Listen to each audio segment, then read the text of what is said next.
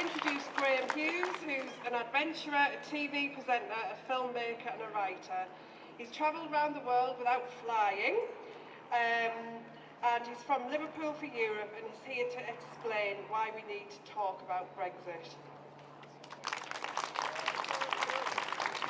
Hello, Newcastle!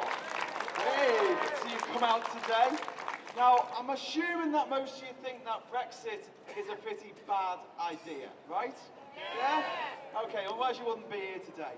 We've been to a lot of these rallies, done a lot of these marches, and they're fantastic for showing other Remainers that they're not alone, they're not going mad, and that Brexit can be stopped. It's so important that people like you come to these events. Thank you all for coming so much. Now, I just want to say, we need to talk about Brexit. He's behind you. And when I say that, oh, we've got a monstrosity. It's behind you. Go away, monstrosity. Okay, so a few weeks ago there was a poll on the BBC which showed a slight movement towards the Remain camp in opinion polls since the referendum. But mostly it was people, older people dying and young people coming online.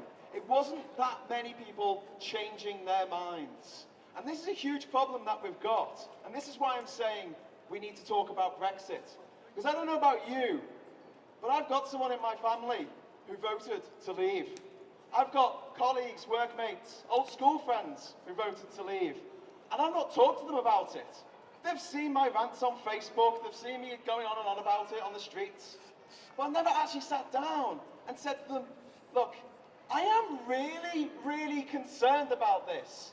The government's own figures for the Brexit that the Conservatives want, which is a full World Trade Organization get out of Europe thing, is a 16% knock to the northeast economy.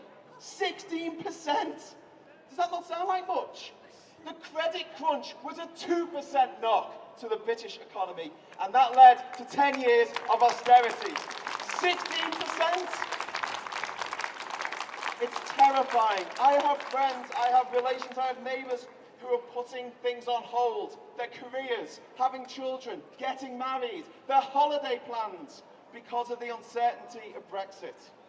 So when I say we need to talk about Brexit, I want you to go to a website that we've set up called we need to talk about Brexit.uk, and on there is advice from professional mediators and psychologists to take that person in your life who's not a swivel-eyed racist loon, forget about them, they're too far gone, but someone who you think you can connect with, to have a conversation, go out for a coffee, go out for a beer, set a time limit, half an hour. Look, I just want to say my piece. Don't try and convince them that you're right and they're wrong. Don't belittle them, don't make fun of them.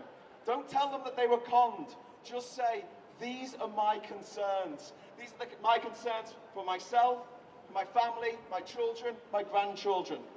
Please, because if we can get just a handful of these people to change their minds and then tell their friends who are also leavers, hey, we need to talk about Brexit, we can actually start seeing some significant changes to these opinion polls coming back in.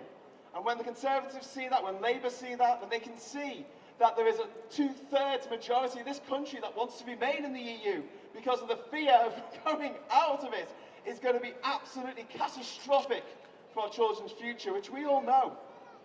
Then we might actually see some change in government policy.